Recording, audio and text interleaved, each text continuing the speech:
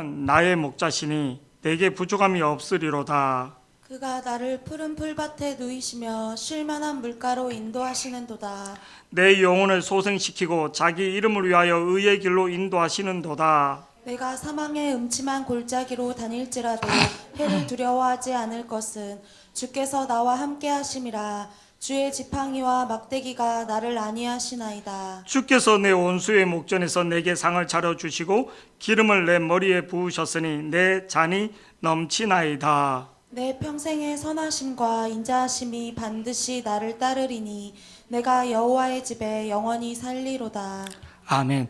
오늘 설교 제목은 요한은 나의 목자. 이 시편 23편은 다윗이 기록했는데 시편이 1편에서 150편까지 있습니다. 근데 그 150편 중에 다윗이 쓴 시가 한 반 이상이 됩니다. 근데 그 중에서도 가장 다윗이 쓴 시 중에 시편 23편을 다윗이 쓴 시가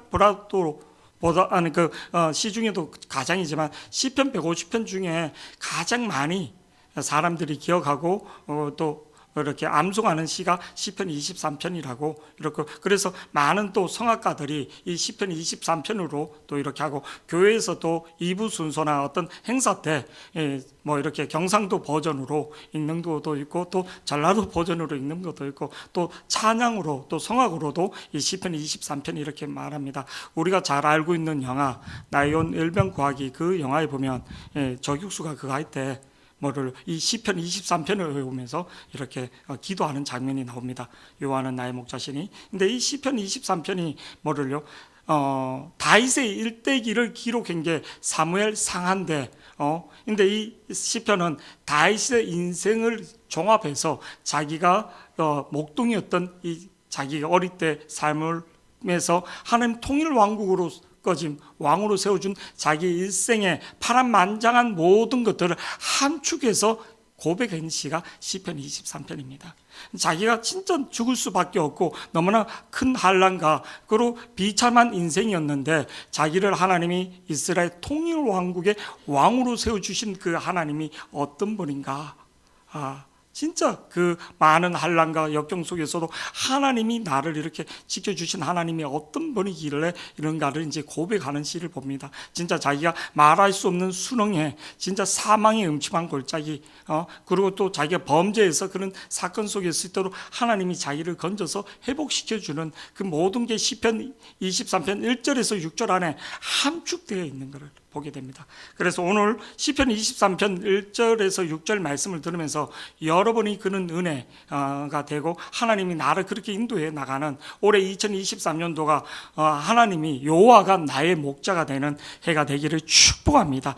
다윗과 같은 그는 은혜가 그래서 우리가 잘 알고 있는 세계에서 가장 큰 교회를 세웠던 조영기 목사님이 한때 이름을 조다윗이라고 이렇게 지은 적이 있습니다. 너무 다윗을 좋아하고 또 다윗의 인생에서 그 참 하나님을 찬양했던 모습이 좋아서 그래서 이름을 바꿀 정도로 그래서 그렇게 부른 적이 있는데 그건 아니라도 그만큼 사모했다는 거죠. 사모.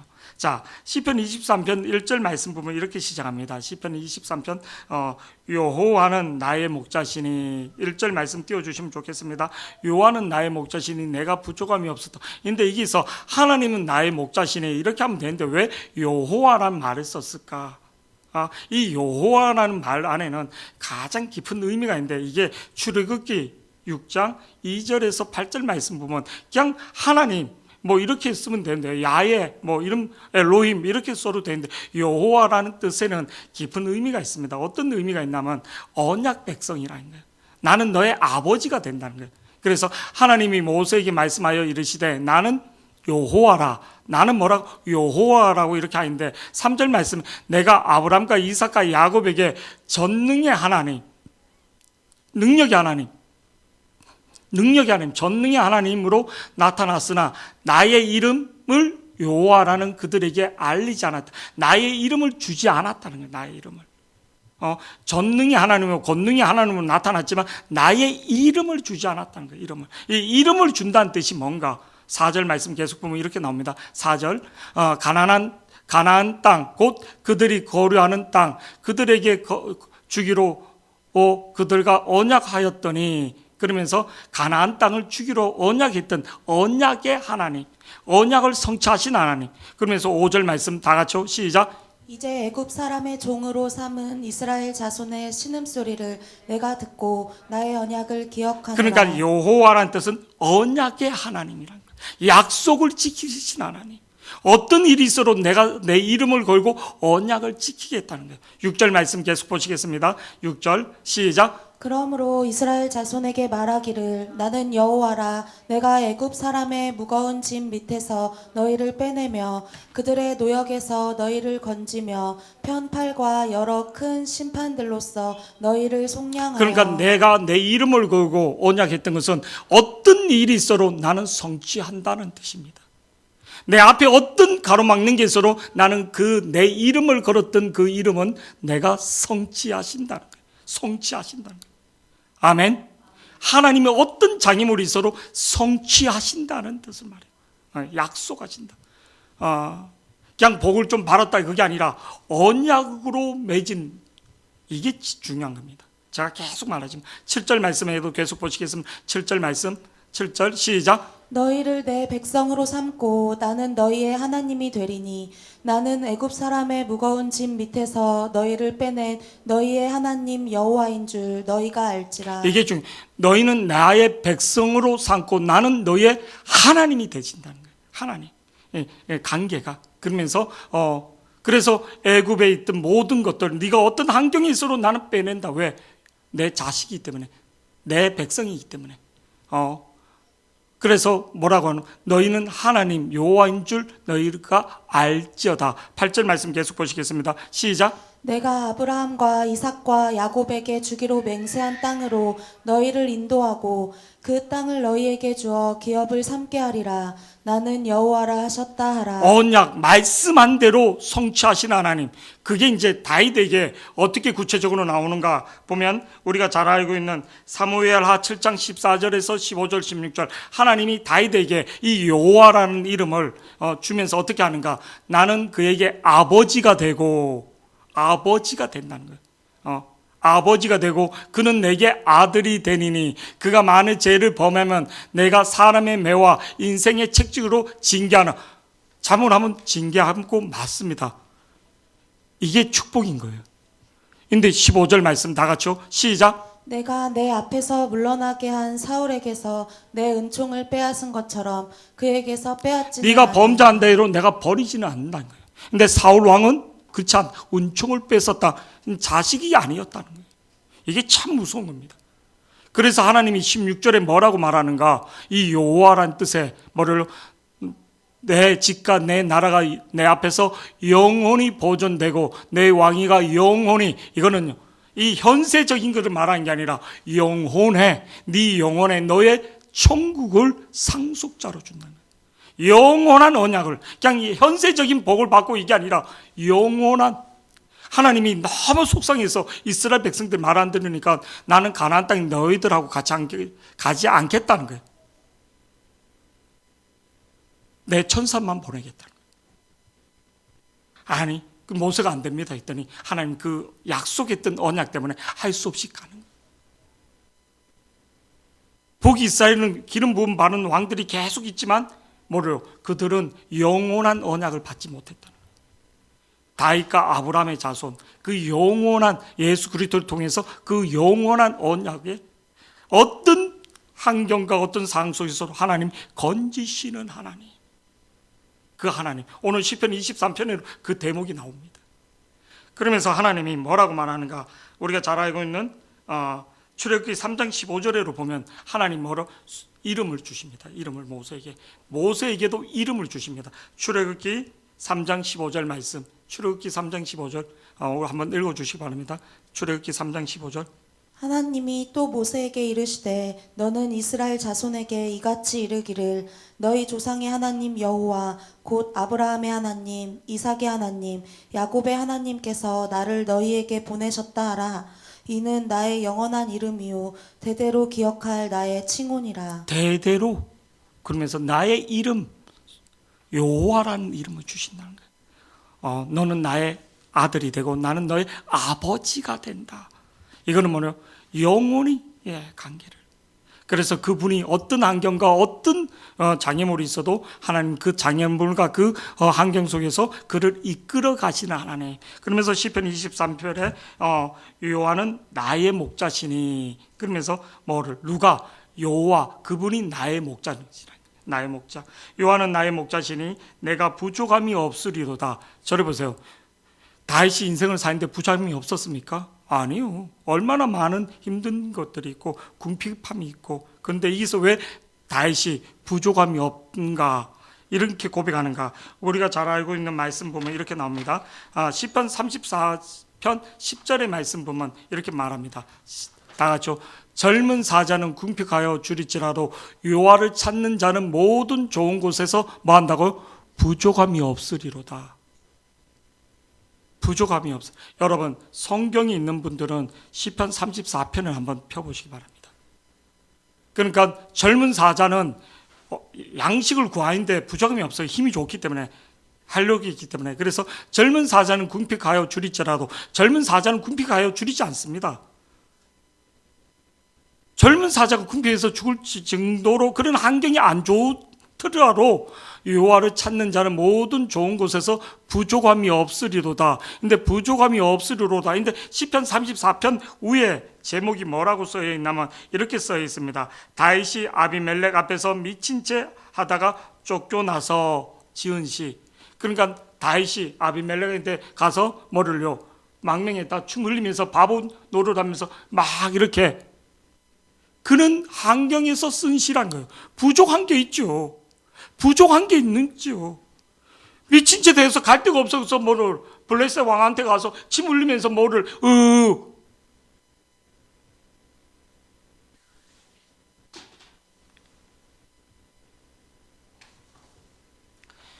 요 부족함이 없다는 것은 저를 보세요.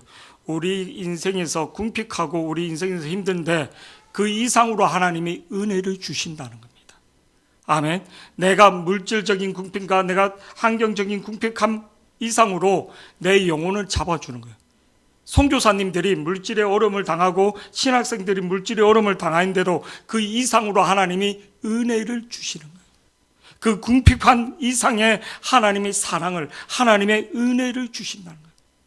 그 사랑과 그 은혜로 그 궁핍함이 그렇게 크게 문제가 되지 않는다. 우리는 인생의 영혼에 뭐를요? 자꾸만 물질로만 채우려 하는데 그게 아니라 내 인생에 여러 가지 그 문제가 있는데 그게 하나님의 그 궁핍한 이상의 하나님의 은혜를 주니까 그 궁핍함이 크게 느껴지지 않는 거예요. 우리가 옛날보다 더 잘 먹고 더 좋은 옷을 입고 그런데도 우리가 왜 궁핍하는가? 하나님의 은혜가 그만큼 없기 때문에.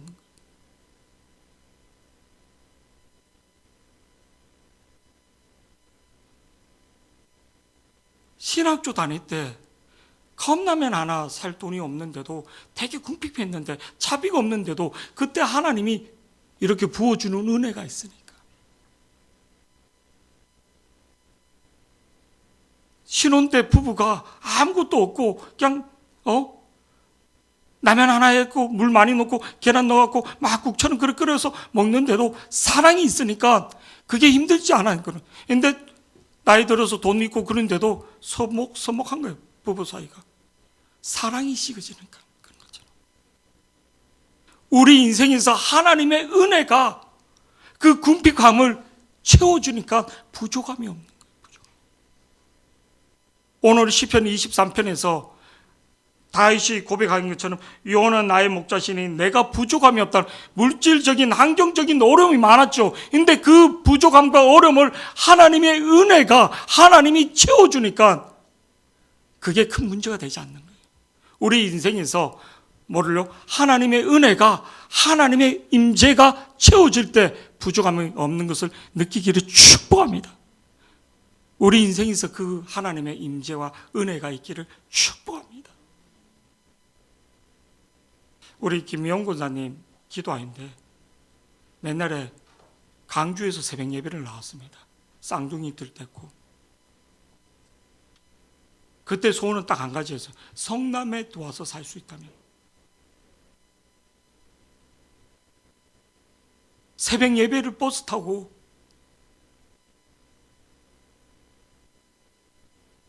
나는 그때 너가 좋았다. 하나님 그렇게 말했어요. 나는 그때 네가 좋았다. 네가 많이 있지 않고 부족했지만 그때 너가 나를 사모했던 그 마음이 나는 좋았다. 나는 그때 너가 더 좋았다. 내가 뭔가를 많이 드리고 많이 바치고 그게 아니라 하나님 향하는 그 하나님으로 만족하는. 다윗이 인생의 물질이나 환경에 궁핍함이 왜 없습니까? 그러나 하나님의 임재가 채워주니까 그게 문제가 되지 않는 거예요. 올해 2023년도가 하나님의 임재와 은혜가 나에게 그 채워지는 해가 되기를 축복합니다. 그래서 다윗이 여호와는 나의 목자시니 내가 부족함이 없으리로다. 하나님의 영이 하나님의 임재가 채워지는 삶. 두 번째로 이렇게 보면 그가 누가? 여호와가 그가 나를 푸른 풀밭에 누이시며 쉴 만한 물가로 인도하시리로다. 여러분 지도에 딱 가서 예루살렘 주변을 한번 쫙 보세요. 뭐가 있는지 다 사막입니다. 산이 민둥성 산이 하얀 줄 모양으로 이렇게 쭉쭉 나 있어요. 그게 뭐 양들이 지나갔던 길이에요. 지도를 딱 파갖고 예루살렘 주변을 딱 보잖아요. 여리고에서 딱 올라가는데 진짜 사막입니다. 그건 모래 사막도 아니고 황량한 벌구부승이 산 같은 그런 사막. 근데 거기에 어리가 푸른 초장이 있으며 어리에 물가가 있는지 비가 올 때나 와드 지역이 그냥 계곡이 돼서 물이 흐르지. 근데 그 풀밭과 물가를 아는 것은 오직 하나님밖에, 오직 목동밖에 모르는 거예요. 우리 인생에서 푸는 풀밭과 쉴 만한 물가는 하나님밖에 모르는 거예요. 나는 안전하다고 갔던 곳이 내 무덤 자리가 될 수 있고 사망의 자리가 될 수도 있다는 거예요. 그래서 오늘 이 절에 보면 그가 누구? 오직 목동만이 이스라엘 목동만이 그 어느 지역에 풀이 나고 어느 지역에 물이 있는지 아는 것처럼 오직 여호와가 나를 푸른 풀밭에 누이시며 쉴만한 물가로 계곡물이 흐르는 데서는 양이 금요일 휩쓸립니다. 고여있는 물은 그래 많지가 않습니다. 근데 오늘 말씀에 나를 푸른 풀밭에 누이시며 쉴만한 물가로 뭐 한다고? 인도하신다. 그가 누구? 하나님만이 내 영혼의 안식을. 나는 편하라고 갔는데 그게 내를 계속 쪼는 사람이 있고 그게 내 올무가 될 수도 있고 그게 내가 타락의 장소가 될 수도 있고 쉴만한 물가, 쉴만한 물가. 우리 아프리카 동문의 왕국이나 있는데 고여있는 물에 이렇게 갔더니 물을 갑자기 악어가 확 나오기도 하고 사자들이 갑자기 나오기도 하고 이거 얼마나 많이 봅니까? 나는 안전하다고 했던 물목으로 갔다가 거기서 내 죽음의 장소가 될 수도. 그가 푸른 불밭과 쉴만한 물가를 하나님이 인도해 주는 거예요. 하나님이. 우리는 인생에서 빨리 가고 승진하고 뭐 이런 게 좋은 줄 알고 갔더니 그게 내 인생을 단축시키는. 지금은 이제 원로 목사님이 되는데 새벽을 깨우리라 김진웅 목사님이 뚝방에 이렇게 목회를 하는 목사님이 암 송구를 받은 거예요. 너무 목회를 이렇게 하다가. 그러니까 그 목사님한테 내처럼 감옥이라도 갔으면 박정희 대통령 때 정치 사상범으로 김진웅 목사님이 15년 선고를 받았거든요. 그러니까 내처럼 감옥이라도 갔으면 가로사로 죽지는 않을 거 아니냐. 단지감에서 그런 말하는 거예요. 우리 인생이 참 모르는 겁니다. 그가 누가 하나님만이 나를 푸는 초장으로 쉴만한 물가로 진짜 안전한 곳으로 인도할 수 있다는 것을 말해주고 있습니다. 다 같이 우리 3절 계속 한번 보시겠습니다. 3절 말씀 우리 시편 여호와는 나의 목자시니 내가 부족함이 없으리로다. 그가 나를 푸는 풀밭에 누이시며 쉴만한 물가로 인도하시더라. 북이스라엘 갈릴리 있는 지역은 풀밭이 좀 이렇게 있습니다. 근데 남유다 쪽은 풀밭이 없습니다. 진짜. 자, 이 3절이 여러분과 내가 가장 좀 눈여겨봐야 할 말씀인 것 같아요. 내 영혼을 뭐 한다고요? 소생시키고, 내 영혼을 소생시키고 자기 이름을 위하여 의의 길로 인도하신다. 여러분, 이게 뭐냐면 하나님이 육신만이 아니라 내 영혼도 하나님이 회복시키신다는 거예요.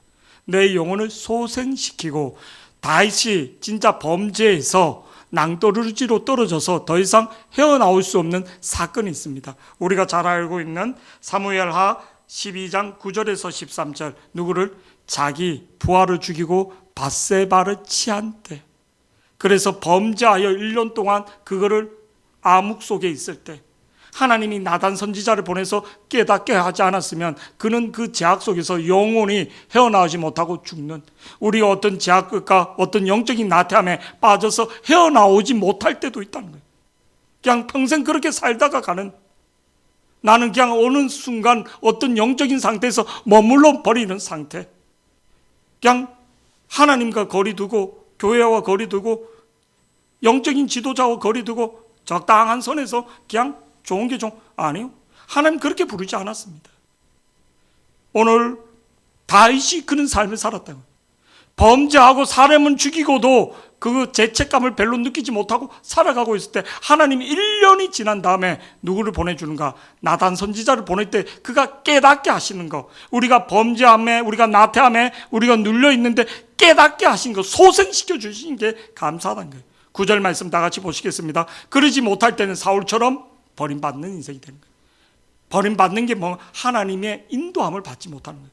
다윗이 기도할 때 하나님 응답하셨는데, 근데 사울 왕은 꿈으로, 환상으로, 선지자로 말씀을 하지 않는 거예요. 가장 무서운 게 하나님의 묵시가 없는 거예요. 우리 인생에서 가장 무서운 거는 뭐를, 내가 좋은 직장에 좋은 집에 사는 게 아니라 하나님의 묵시가 있느냐 없느냐, 이게 중요한 거예요. 사울은 왕궁에 있으면서 하나님의 묵시가 없었다는 거예요. 다윗은 도망자의 삶을 살면서 하나님의 묵시가 있었다는 거예요. 근데 다윗에게도 묵시가 없었다는 거예요. 1년 동안. 근데 하나님이 특별히 그에게 나단 선지자를 보내서 뭐라고 말하는가? 9절 말씀요. 시작. 그러한데 어찌하여 내가 여호와의 말씀을 없이 여기고 나 보기에 악을 행하였느냐? 내가 칼로 햇사람 우리아를 차되 암몬 자손의 칼로 죽이고 그의 아내를 빼앗아 내 아내로 삼았도다. 하나님 구체적으로 그의 범죄한 사건들, 머리 돌린 것들, 계획적인 모든 것을 말하잖아요. 네가 칼로 뭐를, 우리아를 죽인데 햇사람이 칼로 죽였다. 네가 살인마를 한 거예요. 그러한데 어찌하여 내가 여호와의 말씀을 업신여기고, 여호와의 말씀을 업신여기고 나 보기에 악을 행하였느냐? 내가 칼로, 네가 힘이 있고 권세가 있다 해서 네 건 줄 아느냐? 이건 내가 준 건데 네가 그 권세와 힘으로 내 앞에서 악을 행했다는 거예요. 나 보기에 악을 행하였느냐? 내가 칼로 햇사람 우리아를 치되 암몬 자손의 칼로 죽였다는 거예요. 암몬 사람 네가 죽였다는 거야. 암몬 사람 칼로. 교묘하게 하나님 적나라하게 말하는 거예요. 진짜 적나라하게 다 본 것처럼 다 봤죠. 뭐 하나님은. 10절 말씀 계속 보시겠습니다. 시작. 10절. 이제 내가 나를 업신여기고 햇사람 우리아의 아내를 빼앗아 내 아내로 삼았은즉 칼이 내 집에서 영원토록 떠나지 아니하리라 하셨고. 11절 12절 말씀 계속 보시겠습니다. 여호와께서 또 이와 같이 이르시기를, 보라 내가 너와 내 집에 재앙을 일으키고 내가 내 눈앞에서 내 아내를 빼앗아 내 이웃들에게 주리니 그 사람들이 내 아내들과 더불어 백주에 동침하리라. 여러분, 우리가 범죄하면 왜 하나? 범죄한 대가를 지불하게, 죄는 용서받는데 죄가에 대해서는 지불하게 됩니다. 압살롬이 예루살렘 할 때 그 첩의 여자, 아버지의 첩들을 대낮에 왕궁 위에서 다 범합니다. 너는 은밀히 했지 난 백주에 다 보인다. 이 말씀이 그대로 이루어집니다. 백주에. 그 사람들이 내 아내를 더불어 백주에 동침하리라. 이 말씀, 이 제약도 그대로 이루어지고 참 무섭습니다. 12절 13절 말씀 계속 보면 이렇게 나옵니다. 너는 은밀히 행하였으나 나는 온 이스라엘 앞에 백주의 일을 행하리라 하셨나이다 하니, 나는 축복의 말씀만 응답받는, 아니요, 하나님의 범죄인 것도 그대로 이루어지는 것을 보게 됩니다. 13절 이 말씀이 이제 여러분과 내가 은혜 받는 말씀이. 13절 말씀 다 같이요. 다시 나단에게 이르되 내가 여호와께 죄를 범하였노라 하매 나단이 다윗에게 말하되 여호와께서도 당신의 죄를 사하셨나니 당신이 죽지 아니하려니와. 죄를 진 사람, 살인자는 죽는 겁니다. 율법에 따라서. 근데 너 죄를 사해 줬다는 거예요. 사해 주셨다는 거예요. 그 밧세바를 취하고 쓴 시가 시편 51편입니다. 51편 9절 12절 말씀만 먼저 보시겠습니다. 9절 12절 50편. 주의 얼굴을 내 죄에서 돌이키시고 내 모든 죄악을 지워 주소서. 하나님이여 내 속에 정한 마음을 창조하시고 내 안에 정직한 영을 새롭게 하소서. 그러면서 11절 12절 말씀 보면 이렇게 나옵니다. 11절 12절 나를 주 안에서 쫓아내지 마시오며 주의 성령을 내게서 거두지 마. 저를 보세요. 내가 범죄하거나 내가 하나님 앞에 은밀히 불순종하잖아요. 성령이 역사하지 않는다는 거예요. 기도 응답이 안 된다는 거예요. 내 영이 죽는다는 거예요. 나는 겉으로 인사하면서 그런데 내가 하나님 주신 말씀에 대해서 내가 성령에 대해서 뭐를요? 성령이 역사하지 않는다는 거예요. 이게 무서운 겁니다. 우리가. 세상 사람들은 그냥 살아갈 수 있는데 하나님의 사람은 나를 주 앞에서 쫓아내지 마시고 주의 성령을 내게서 뭐요?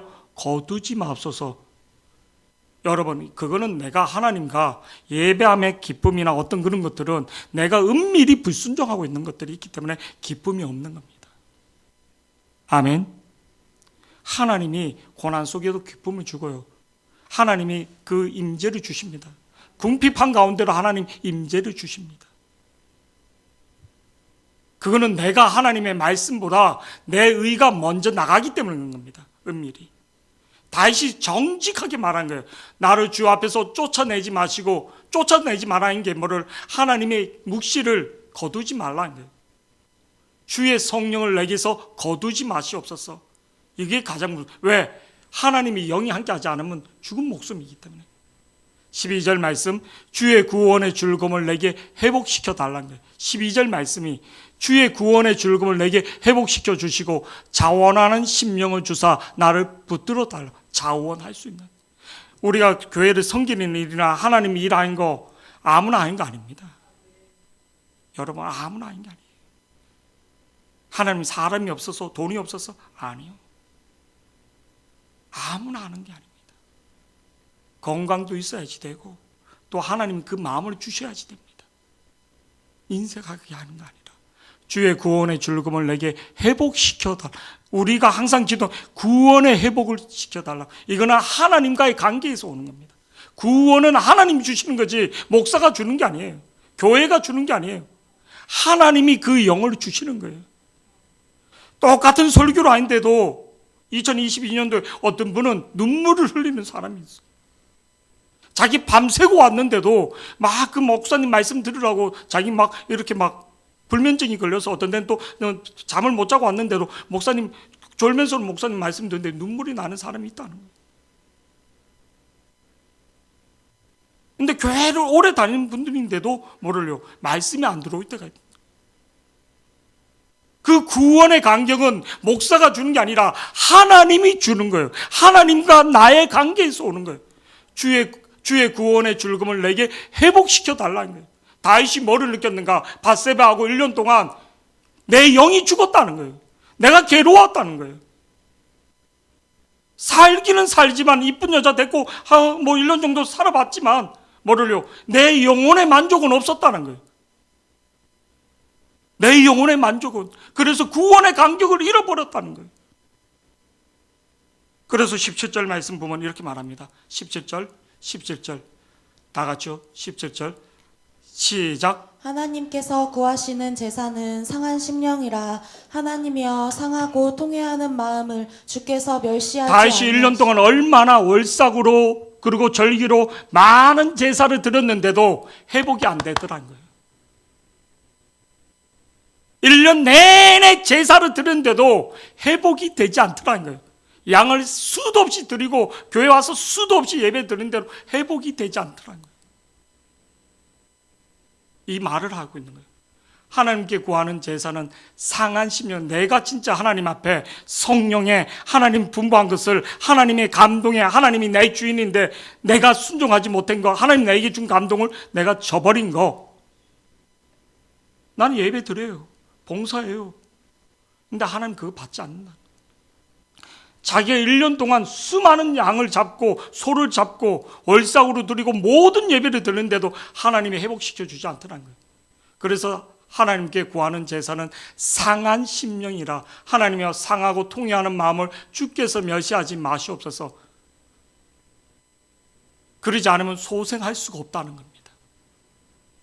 의식적으로는 예배를 드리지만, 의식적으로는 교회에 와서 봉사하지만 내 영혼이 소생시키지 않는다는 거예요. 다윗이 진짜 그래서 뭐래요? 여호와 하나님은 내 심령에 은밀한 것거든. 하나님 그래 중심을 보신다는 거예요. 여러분, 사람의 눈은 얼마든지 피할 수 있습니다.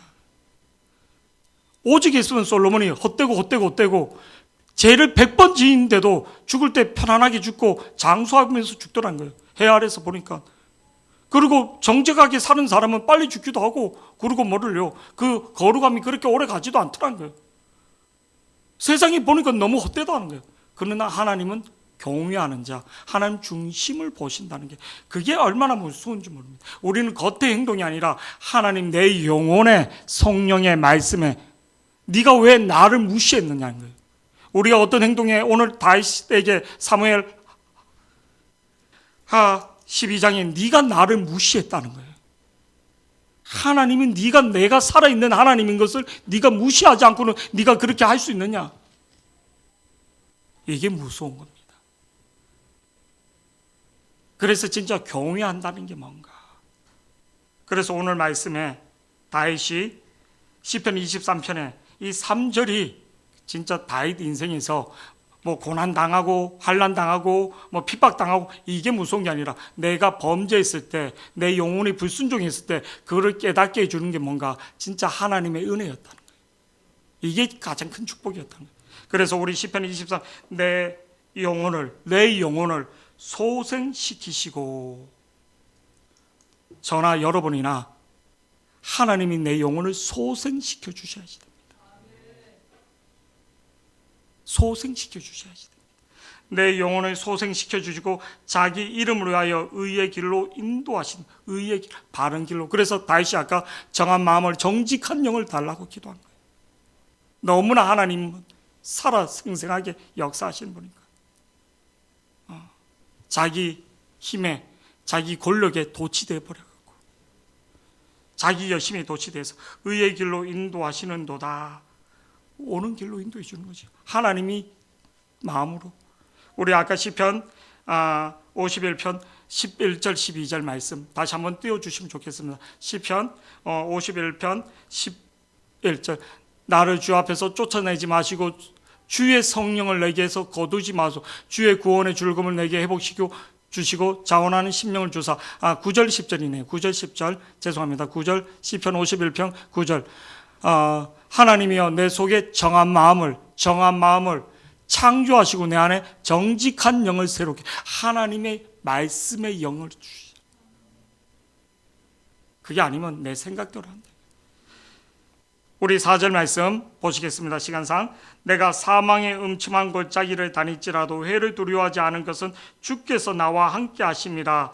주의 지팡이와 막대기가 나를 안위하시니. 내가 사망의 음침한 골짜기, 진짜 이 협곡 같은데 양을 데리고 가면, 그는 다윗 인생에도 그런 곳이 많이 있었습니다. 우리가 잘 알고 있는 말씀 보면 사무엘상 27장 2절에 보면 아기스에게 가서 위탁할 때 이스라엘과 전쟁하는데 선봉장으로 내세우는 거예요. 다윗이 일어나 함께 있는 사람 600명과 더불어 가드왕 마온의 아들 아기스에게로 건너갔더니, 그래서 이스라엘하고 전쟁하는데 이 아기스가 이 다윗을 선봉장으로 세우는 거예요. 다윗을 뭐 큰일 난 거죠. 뭐 끝난 거죠. 이제 뭐 이스라엘 기름 부은 왕의 그 권세가 다 깨지는 거죠. 이스라엘 왕으로 세운데 이스라엘을 뭐 적군이 되어서 선봉장이 오면 이제 뭐 끝나는 거지. 그런 위기. 그리고 우리가 잘 알고 있는 사무엘상 30장 1절 그리고 왔다가 시글락이 다 불타가 없어지는 거. 그리고 자기 부하와 자기 가족들이 다 포로로 잡혀가는 거. 다윗이 그 사람들이 사흘 만에 시글락에 이를 때 아말렉 사람들이 이미 네겐과 시글락을 침노하였는데 그들이 시글락을 쳐서 불사르고 모든 사람들을, 그래서 뭐를요? 그런 위기, 그 부하들이 돌을 쳐서 다윗을 죽이려고 할 정도로 그런 분위기 속에서도 하나님이 사망의 음침한 골짜기를 다닐지라도 하나님이 지키셨다는 거예요. 근데 오늘 4절 말씀에 보면 이렇게 나옵니다. 4절 말씀에 재밌는 게 내가 사망의 음침한 골짜기로 다닐지라도 해를 두려워하지 않은 것은 주께서 나와 함께 하십니다. 그때 하나님이 에봇을 갖고 와 기도할 때 하나님 쫓아가야지 됩니까? 할 때 쫓아가라. 하나님이 응답하셨다는 거예요. 주의 지팡이와 막대기가 나를 안위하시니. 저를 보세요. 주의 지팡이와 막대기는 양들이 양을 칠 때 쓰는 지팡이, 막대기 같은 말입니다.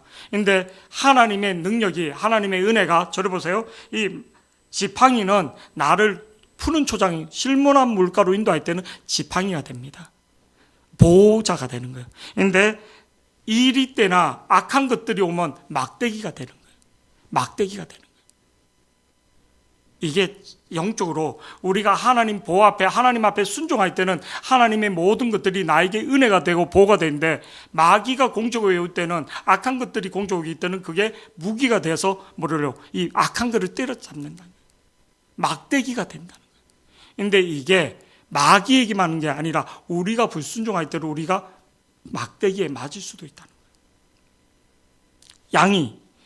양이 낭떠러지로 계속 가거나, 옛날에 뉴스 토픽에 이렇게 보니까 양떼들이 절벽에서 2,000마리가 한 마리가 떨어지느냐 다 같이 떨어져서 죽는 몰살한 사건이 있었습니다. 뉴스에 이렇게 나올 정도로.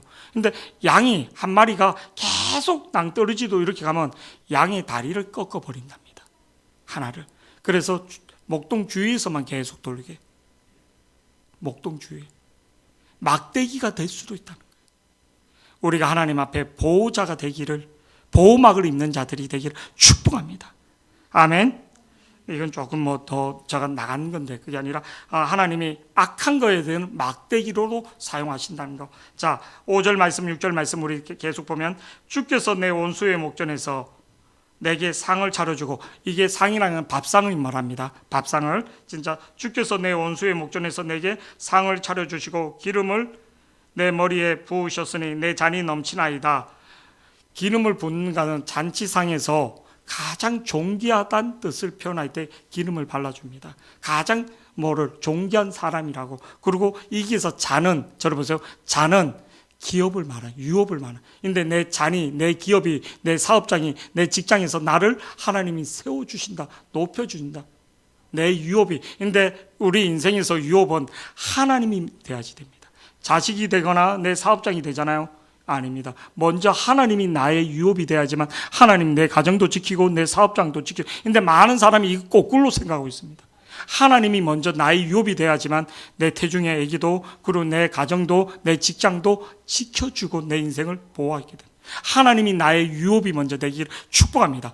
이게 뭐냐면 이스라엘 백성들이 이스라엘 백성이 그 사망이 음침한 골짜기를 다닐지라도 이스라엘 땅 강야는, 저를 보세요. 사람이 살아갈 수 없는 지역인데로 하나님 기둥과 불기둥으로 이스라엘 백성을 지켰다는 거예요. 4절 말씀에도, 5절 말씀에도 하나님이, 강야는 사람이 살아갈 수 없는 지역이에요.